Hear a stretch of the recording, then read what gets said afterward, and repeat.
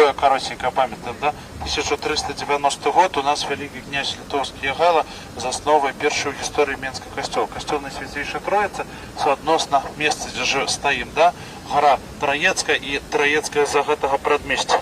Касцёл згарыць у 19 стагоддзі, на жаль, па сённяшні дзень не знойдзены некай графічны цікава ж было, як выглядаў 500-гадовы драўляны касцёл, але няма. Ну, фоткі зразумела, то не дажыў, пажарт хоць бы намалявалі ёмыя, але нічога такога не пазахавалася. І потым, калі касцёл згарэў, гэта ж вялікі плац па факту ў цэнтры горада, яго ператварылі людзі ў траецкі кірмаш. Глядзіце, які тут быў тушняк. Вось, до самого 39-го года, пакуль Ламберт не будуе нам знакаміты оперны тэатр. А пра оперны тэатр адразу запускаюць чуткі.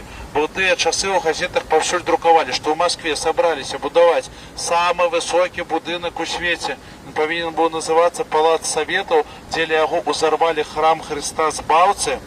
І вот такую штуку збіраліся пабудаваць. А потым парастралялі ўсіх архітэктараў, так у выніку нічога не пабудавалі. Дык вот казалі, што менчукі гады, яны скарысталіся гэтым геніяльным праектам і сказалі, так а чо нет? Во, глядзіце, вот это іх оперны. Правда? На ніжнюю частку сказалі, глядзіце, это Палац Рэспублікі. Правда, як прэса тады жартавала. А зверху яшчэ Леніна воткнуць з плошчы Незалежнасці нормально атрымаецца. Правда, просто у нас сціплыя, яны ў 3 розных месцах один проект поставілі, а не ў адным. А пра сам оперны казалі, што гэта павінна было быць яшчэ некалькі ярусаў, зверху 100-метровы шпіц з чырвонай зоркай на канцы перамога камунізму. Камунізму зноў не далі перамагчы, ваякі бускалі будзе арыентыр для варожай артылерыі, бо з палякамі тады мяжа была ў нас бліженька.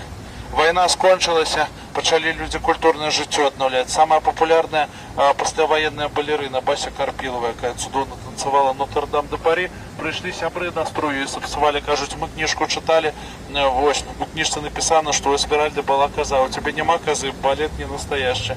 Дасталі дзяўчыну, на наступную раніцу пайшла на Камароўку, купіла казу. Вось, і ніхто не ведае, што нарабіла з гэтай казой, але ў выніку у нас паўстаў першы ў свеце балет з казой, вы разумееце, это ўжо ўзровень. 2 гады квіткоў нельга было дакупіцца, нехто напісаў кляўзу ў Маскву. З Масквы прыехала камісія, афігела ў прамым эфіры. Бо, прабачце, за 2 гады продажу указы быў статус і свая грымёрка. З саломай, травой і сваімі пастушкамі пастаралі, разумееце? І па тэатру выдаюць афіцыйны дакумент, які гучыць проста вау. Казу, исполняющую роль козы, как внештатную единицу приказываем выселить из комнаты в театре. И коротенько, что оборвали козой, но карьеру на самом взлете. Вот разумеете, якая у Минску движуха-то была у послевоенной-то годы, правильно, коли у вас коза у оперном, голодный хедлайнер, ну вот, нашего цудовной театральной